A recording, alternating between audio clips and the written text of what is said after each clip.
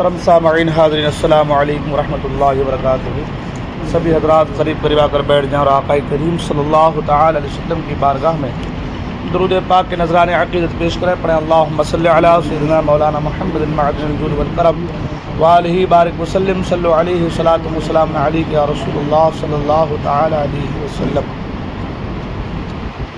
جماعت سے نماز پڑھنے کے تعلق سے گفتگو چل رہی تھی اور اسی کے تحت کچھ احادیث مبارکہ کو میں نے پیش کیا تھا۔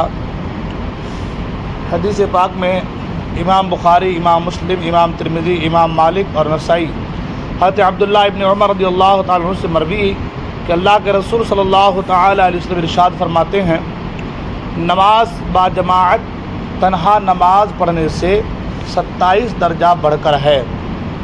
ابو داؤد نے حضرت عبداللہ بن مسعود رضی اللہ تعالیٰ عنہ سے روایت کی، حضور اقدس صلی اللہ تعالی علیہ وسلم ارشاد فرماتے ہیں، جو شخص اچھی طرح طہارت کرے پھر مسجد کو جائے تو جو قدم چلتا ہے ہر قدم کے بدلے اللہ تعالیٰ نیکی لکھتا ہے اور درجہ بلند کرتا ہے اور گناہ مٹا دیتا ہے۔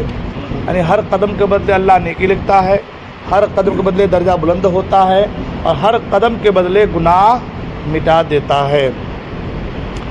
نسائی اور ابن خزیمہ اپنی صحیح میں حضرت عثمان رضی اللہ عنہ سے روایت کرتے ہیں کہ حضور اقدس صلی اللہ تعالی علیہ وسلم ارشاد فرماتے ہیں، جس نے کامل وضو کیا پھر فرض نماز کے لیے مسجد کی طرف چلا اور امام کے ساتھ فرض نماز پڑھی، اس کے گناہ بخش دیے جاتے ہیں۔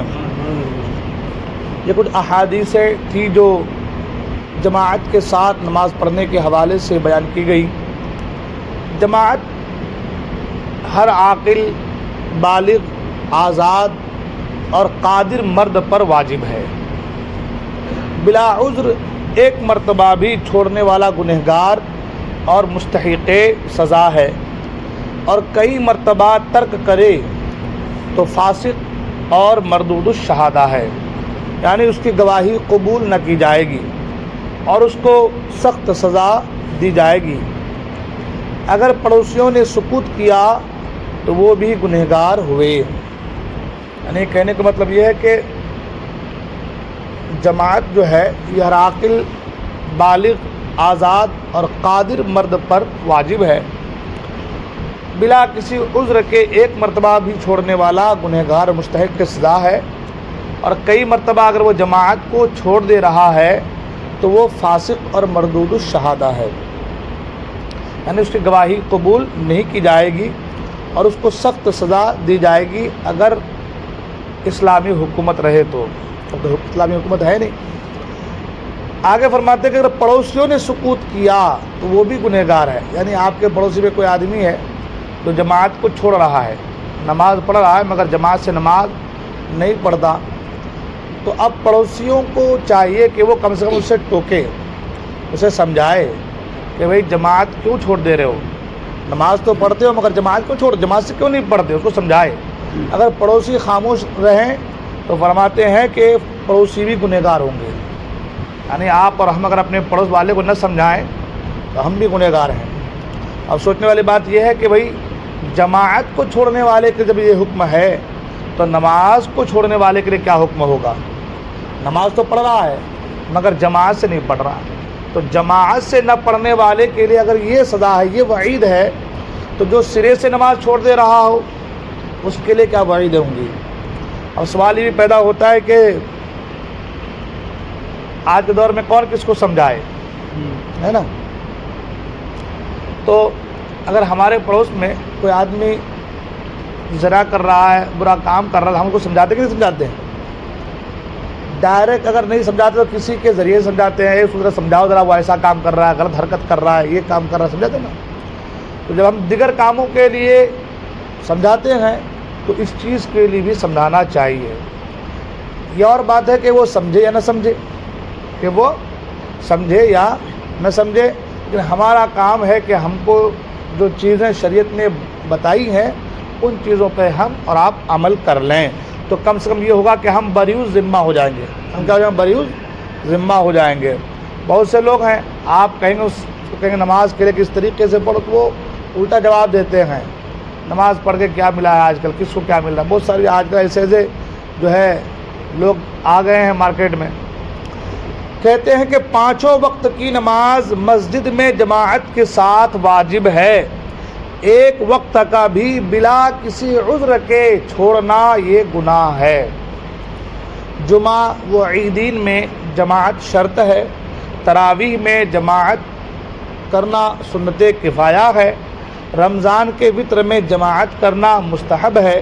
نوافل اور رمضان کے علاوہ وتر میں اگر تداعی کے طور پر ہو تو جماعت جو تداعی کے طور پر کی جائے تو یہ مکروہ ہے.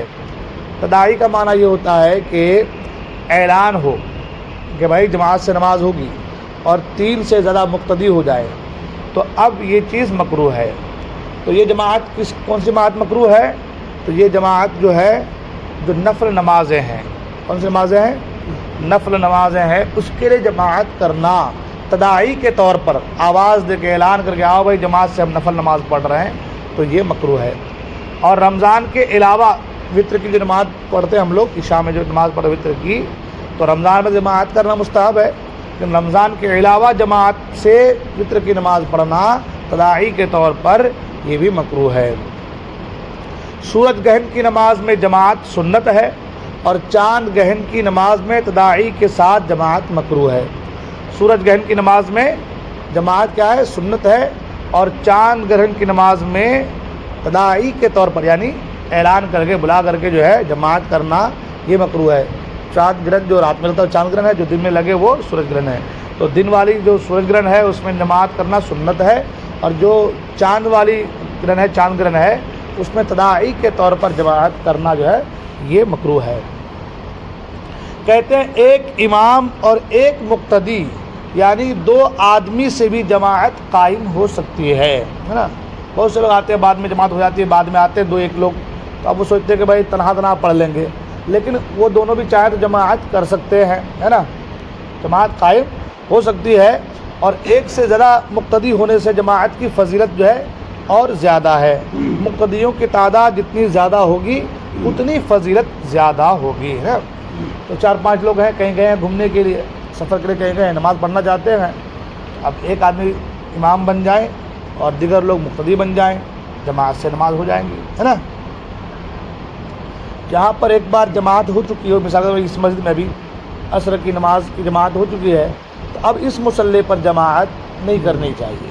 اس کے علاوہ دیگر جگہوں پر جا کے آپ جماعت کر سکتے ہیں، جگہ چینج دیگر جگہ کر سکتے ہیں، ٹھیک ہے.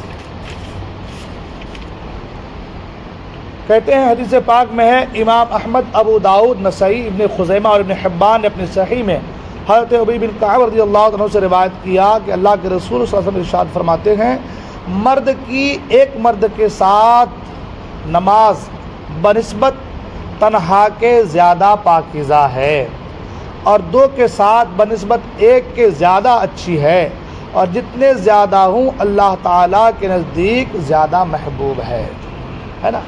اس سے جماعت کی فضیلت معلوم ہوئی کہ بھائی جو فرماتے کہ ایک مرد کے ساتھ نماز بنسبت تنہا کے زیادہ پاکیزہ ہے. اکیلے پڑھ رہے ہیں، 2 پڑھیں گے تو زیادہ بہتر ہے، پاکیزہ ہے، اور 2 کے ساتھ ایک اور جائے جو ہے نسبت تو اور زیادہ اچھا ہے. جتنے زیادہ ہوں اللہ تعالیٰ کے نزدیک زیادہ محبوب ہیں. انشاءاللہ الرحمن جماعت کے تعلق سے مسائل آگے بیان کیے جائیں گے. اللہ تبارک و تعالیٰ کی بارگاہ میں دعا ہے اللہ تعالیٰ ہم سب کو کہے